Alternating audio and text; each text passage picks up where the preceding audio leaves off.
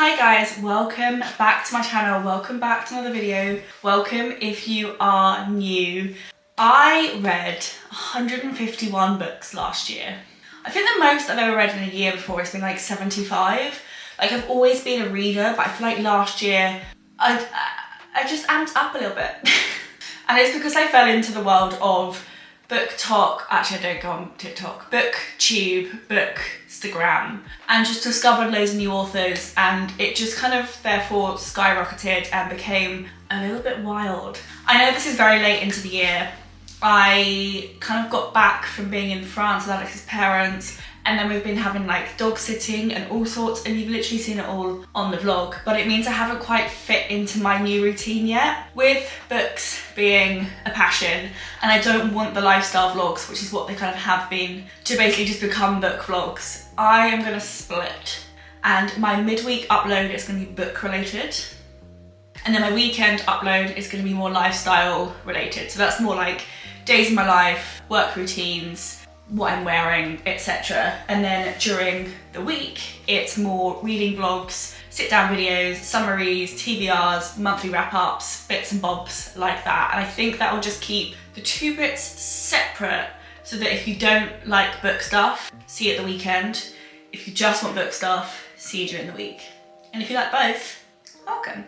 As I said, quite late into the year, but I wanted to do a wrap up of last year, but didn't want to go through every single book because 151 books does feel like quite a lot, albeit the pace I'm currently reading at this year, I'm quite scared for my end of year wrap up. I am going to go through my top 5-star reads from 2024. So I'm going to go on to Goodreads, go by my rating, and I'm going to do these in no particular order. So the first two books that are on my 5-star reads are book 1 and book 2 of Throne of Glass. I actually read book 2 this year, but I kind of wanted to include them together. I'm only on book 2. I need to read book 3. I've read the set of novellas, which is a whole contested topic of whether you read them first or fourth. I read the first set of novellas. They were fine, but they definitely felt like a novella. Like, it didn't feel like you were getting into any particular plot very well. But then the actual series, I'm obsessed. And to go alongside that, the other 5-star reads I have are 2 from ACOTAR. I think it's quite common for these two to be the favourite ACOTAR reads. My favourite ACOTAR reads are Akamath and Akawar. So A Court of Mist and Fury and A Court of Wings and Ruin, so the second and third books. I found the first one a bit predictable, and I found the Nesta one a bit much. So these are currently in my top 4 of the Sarah J Maas universe. These are my first 4 from my 5-star reads from 2024. They are probably the most predictable. Next up is Heartless by Marissa Meyer, which I feel like is not original. Like, you don't want to read this book if you want a new story or a new idea or new tropes or new anything. It's effectively about the Queen of Hearts from Alice's Adventures Underground, but set before the book. And there's a lot of tropes in here. I hear it's basically a replica of Red Queen? No. There's a book that it's very similar to, so there's nothing in this that's original, but I just had so much fun. If you enjoy Stephanie Garber's writing, which there's a hint for you, if you enjoy Stephanie Garber's writing, you will love this because it's the same kind of vibe. It's really magical, it's really cozy, but there's a plot and there's some stakes, and it feels like a high stakes fantasy, but in like a cozy fantasy setting. And I think that is just my absolute sweet spot. And so I loved this so much. I've not read anything else by this author though, and I picked this up randomly in a charity shop, so great find. I think if I had to have my favourite book of the year, or at least my most memorable book of the year, it would be this. It's V. Schwab's The Invisible Life of Addie LaRue. I loved this book. This is definitely a book I want to reread at some point this year. I just found this story so infectious. It's about a woman who, I think in 1714, makes a deal with some kind of like ethereal being thing that she doesn't want to get married because she wants to go and live her life and be adventurous and not be tied down to a man. And he gives her that wish and gets out of her wedding, but in the process makes her both immortal, and two, the minute she leaves someone, they forget exactly who she is, which is how he gets her out of her marriage. So you basically then watch her from there all the way to modern times live through basically no one remembering her. And it's so beautiful. And she ends up having kind of 2 different relationships, and you watch how she kind of deals with the differences between those 2 relationships, and it is absolute perfection. I love this book. This would be like, I think, my favourite book of the year. The next book we have is Scythe by Neil Shusterman. This is a little bit YA, and if you're not into the whole YA genre as an adult, I totally get it. I'm nearly 30. I'm kind of there with you. But the plot and the concept and everything about this book, I was obsessed. So it's set way, way in the future. An AI system has basically taken control of the Earth and the human race, and it's running things so efficiently that it can bring people back from the dead. People basically live forever. You can age backwards.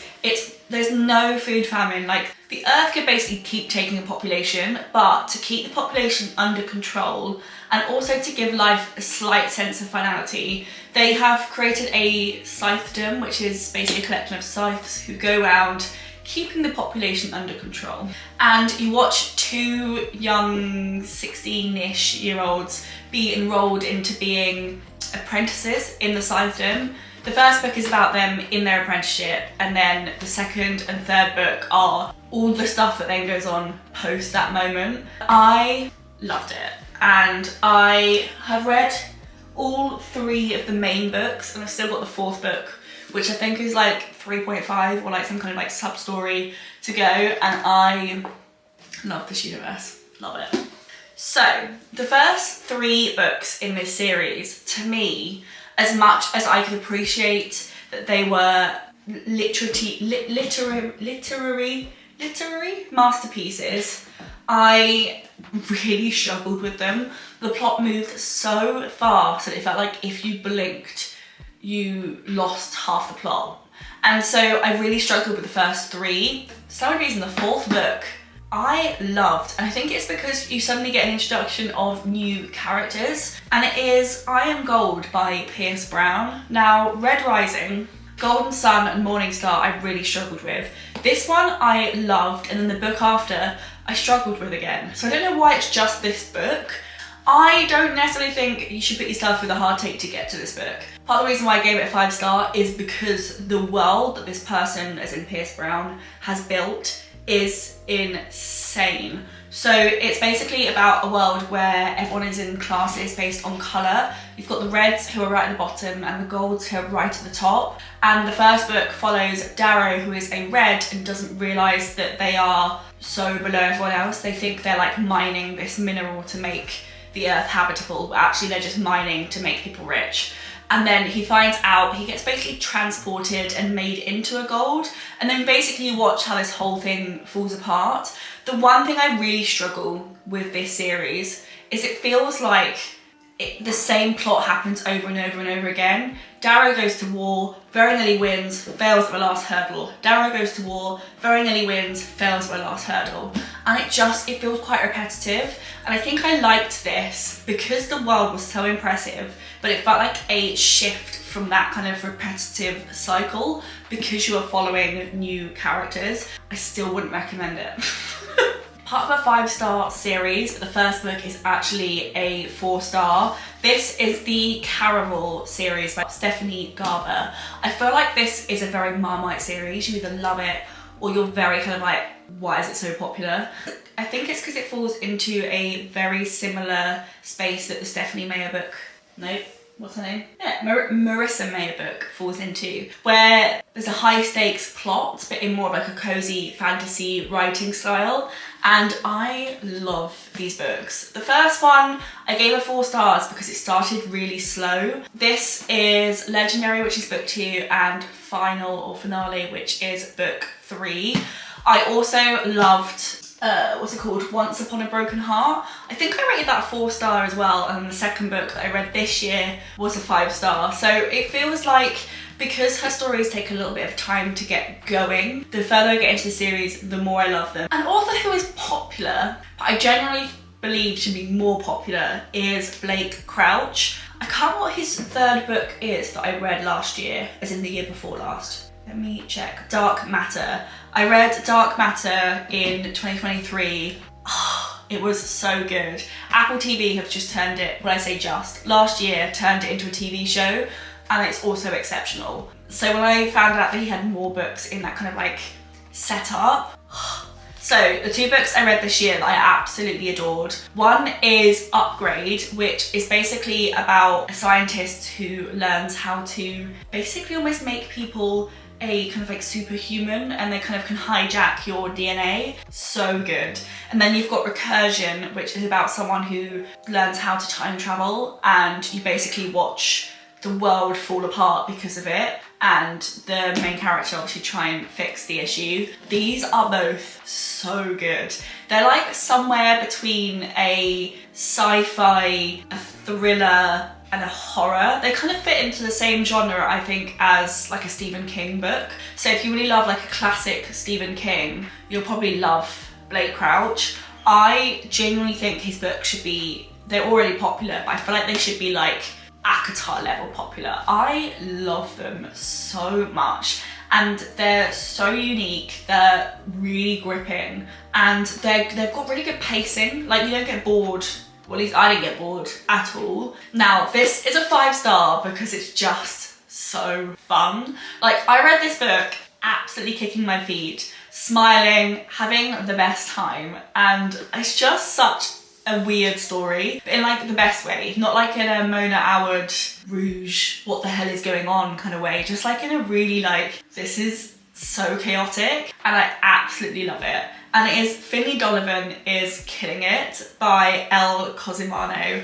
I just loved this book so much. Another charity shop find. I now own book 2 and book 3, and I've read them. Book 4 I need to find, and I think book 5 still isn't out, or if it's only out in hardback, I can't remember.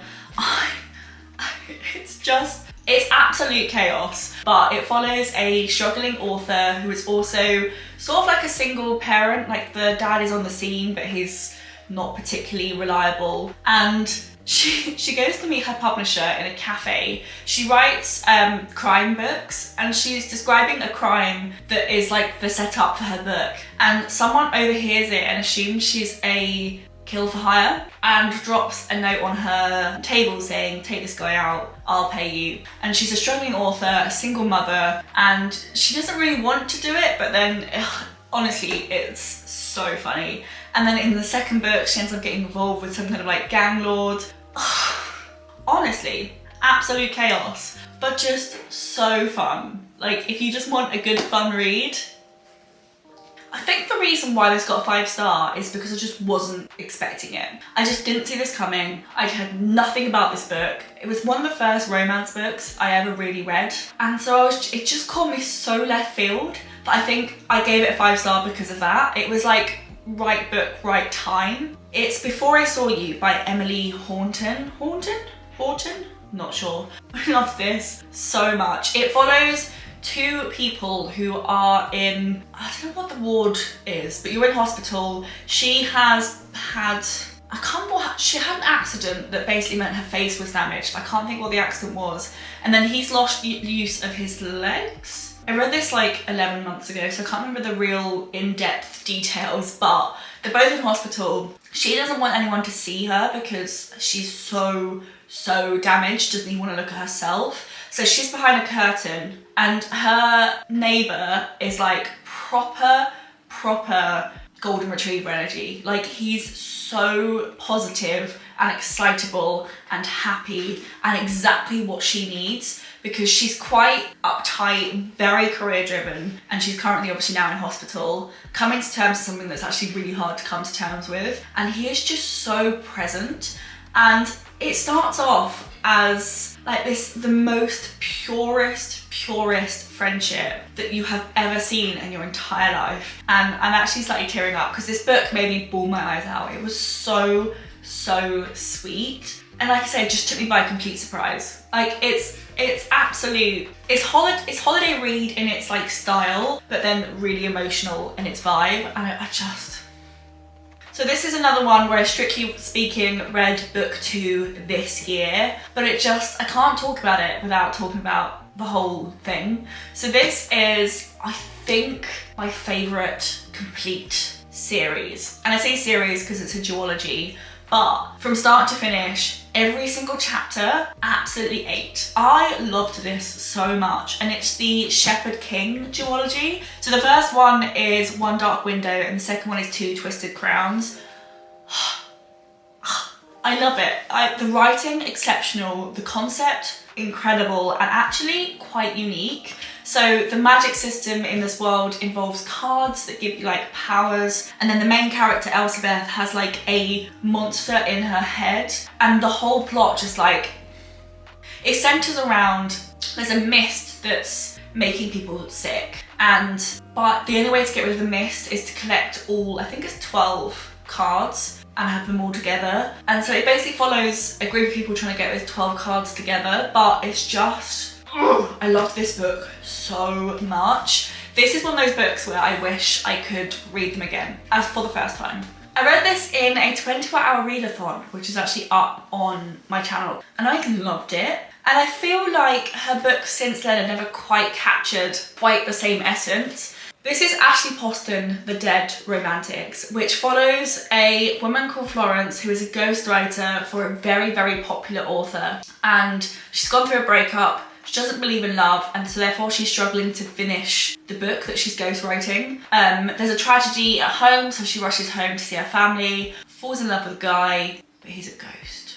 I loved it so much. Another book that made me bawl my eyes out. I know a lot of people prefer The 7 Year Slip, but I genuinely think this is the better one in my personal, humble opinion. I loved this so much. It was like fun and emotional. Another completed duology that I loved. I do think the Shepherd King duology is my favourite over this, but I still loved The Serpent and the Wings of Night. Are these called the Nyaxia something? The Nightborn Duet. The first one follows a adopted human daughter of the king who enters a competition with other vampires to basically win a wish, and she basically falls in love with this vampire. And in the second book, I can't really tell you what happens in the second book without ruining the first book. I genuinely think the first book is the better one. Unlike the Two Twisted Crowns duology where literally every single sentence, perfection, the second book took quite a while to get into, and I think it's because of what happened in the first book, or at least at the end of the first book. The second book kind of didn't feel like the same two characters, but then once I'd settled into it, absolutely loved it. So I feel like this is probably more like a 4.5, but still, I love this series. I feel like this makes me very predictable, but in my personal defense, dragons are like my favorite thing. Dragons and dinosaurs. As a kid, I was obsessed. Eragon was one of my favorite series growing up. As the book, the film, the books were amazing. Me and dragons, BFFs. So unsurprisingly, Fourth Wing, absolutely loved it. And I loved it for the vibes. I wouldn't say the plot is particularly unique, but you throw an underdog, you throw in some dragons, you throw in a training school, you throw in a baddie who you're supposed to fall in love with. She's not unique, she's not different, she's not particularly special, but the vibes were immaculate. And I still haven't read the second book, and the third book comes out this month. I think it's out tomorrow when I film this video. I still need to read the second book, but I loved the first book. So I started this series in 2023, but I'm gonna put them all together in my favourites of the year. I think I'm missing one. No, the fifth one's not out yet. But I'm gonna put them all together here as favourites. As I said, I think I read book 1 and book 2 the year before last, but I am obsessed with The Thursday Murder Club by Richard Osman. I'm so excited for the film to come out. Not a fan of Pierce Brosnan being in it. He just doesn't feel right for the character that he's playing. But the rest... This is a cozy, detective-y... What do you call it? A detective crime? A cozy crime. I don't really know what genre this is. It follows a collection of retired people in a retired home that end up constantly investigating deaths and crime. It's a bit random, but I kind of really love it. I think, and I've read his new series that he's just started, Richard Osman has the ability to write the most lovable characters. Like, you just love them, all of them. For all their faults and all their flaws, you just love them. This is a YA thriller, and the trilogy that she also writes, which is One of Us is Lying, they were like 4 to 4.5 stars, so they were also pretty damn good. And this is Two Can Keep a Secret by Karen M. McManus. I love this author. I think she basically writes YA, but without them feeling really too YA, and they still feel high stakes enough that you're still pretty damn involved. And this one follows, oh God, I can't quite remember. Basically loads of what they called homecoming queens keep dying, and you follow a main character who is gonna be, I actually don't remember. I read this in January. I remember the vibes being immaculate. I remember the plot of the other one, it's like The Breakfast Club, but I don't remember what this one was actually about, but I gave it 5 stars. What did I write on Goodreads? I get it's cheesy, and I get it's YA, but I was absolutely on the edge of my seat the whole way through, and I binged this book in a day. Fine. A series I loved, but some of the books I didn't, is Shatter Me by Tahera Mafi. The first book I struggled with so hard, and the second book still wasn't great. The third and fourth book, which are these two, and then the series went downhill again.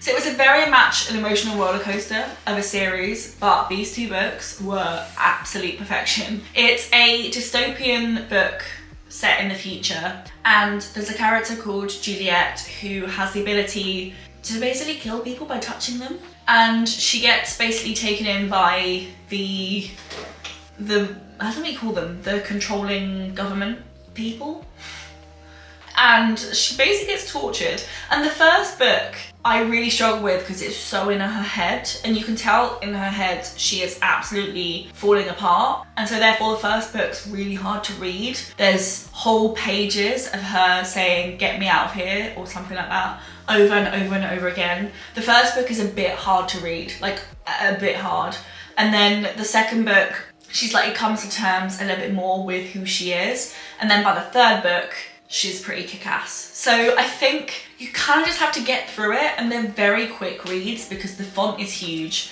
and there are large swathes of, actually by this point in the book it's fine. Has this one still got it? No, I think it's only the first 2. There are large swathes of books where it's the same sentence over and over again, or like whole bits of text crossed out. So they're really, really easy, but when you get to the next, like this is book 3 and book 4, absolutely loved them. Does this make me the most predictable person in the whole wide world? Probably. This is Powerless by Lauren Roberts, which I hear is a direct copy from another book. I have nothing to say if that's true or not, but that's what I see online, which is why I think it's quite a lot of hate. And I get it, there's nothing particularly special or unique about it, but the banter between the main 2 characters and the writing, and it's really infectious, and I really just wanted to keep reading it. I haven't read the second book yet because I just hear it suffers from second book syndrome, and so therefore I just really don't want to read it. And I'm kind of saving the second book until the third book is out, so I can just breeze straight through the second one into the third one. What can I say? I'm just a girl. I'm just a girl. And continuing that front, Daisy Hates. I struggle with the Magnolia Parks section of this series, which is the kind of alternate part of this universe. I find the Magnolia BJ relationship a little bit toxic. And by a little bit, I mean a lot. But Daisy Hates, well, Magnolia Parks is basically like a socialite. Daisy Hates is the sister of a gang lord kind of guy. And I just love this side of it.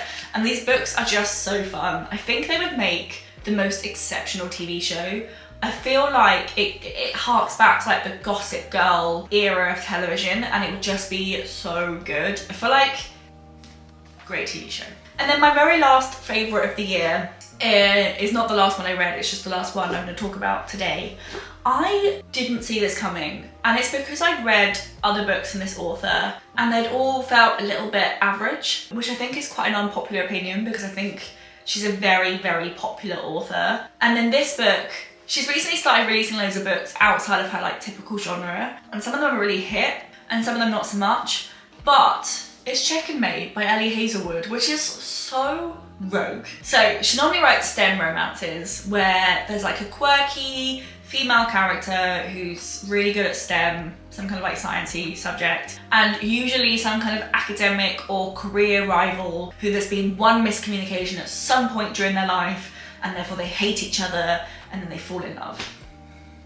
And it's a bit cookie cutter, and you read one, you're like, this is fine, and then you read the rest and you're like, I'm bored now. I read Bride, really liked it, wasn't a 5-star, but I really, really enjoyed it.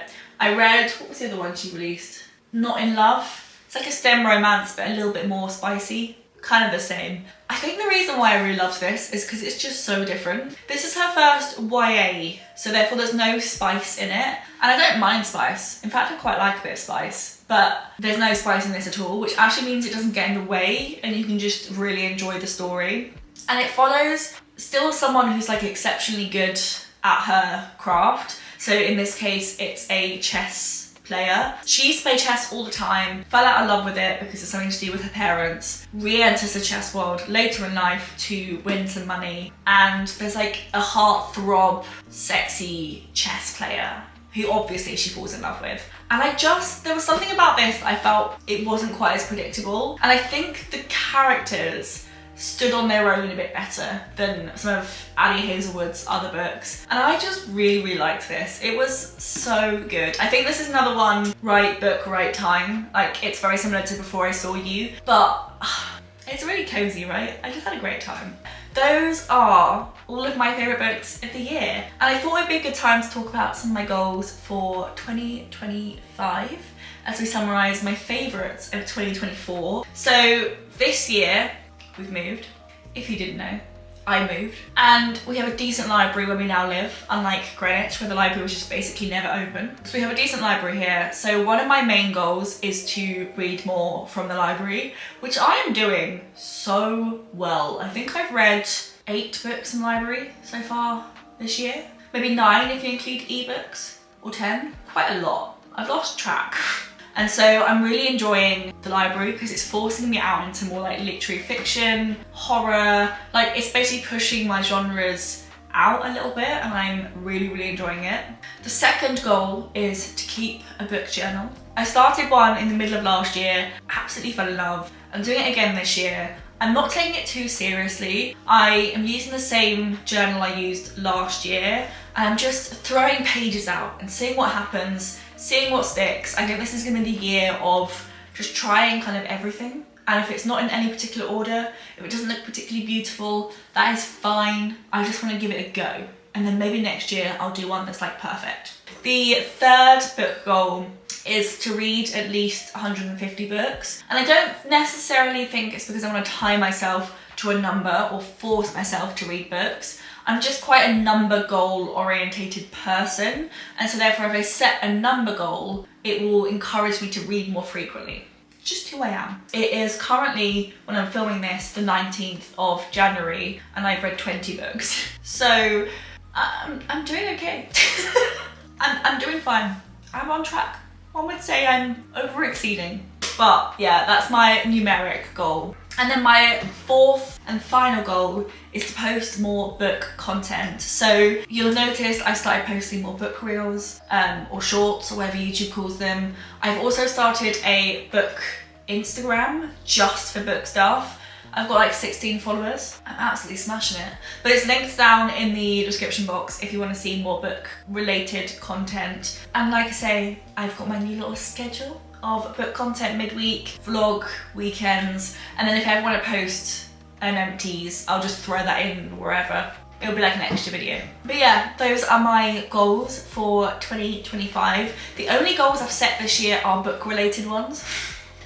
But yeah, those were all the books I loved in 2024. I really hope you guys enjoyed, maybe got a little bit of inspiration of a couple of new books to read. I feel like I spent a lot of last year reading like the popular books, so I didn't probably necessarily find anything particularly unique or new. But as I say with the library, I'm like expanding out my opportunities. So yeah, I really hope you guys enjoyed this video. If you did, give it a thumbs up, click subscribe, leave a comment. What was one of your favourite 2024 reads? And yeah, I will see you guys in my next video. Bye!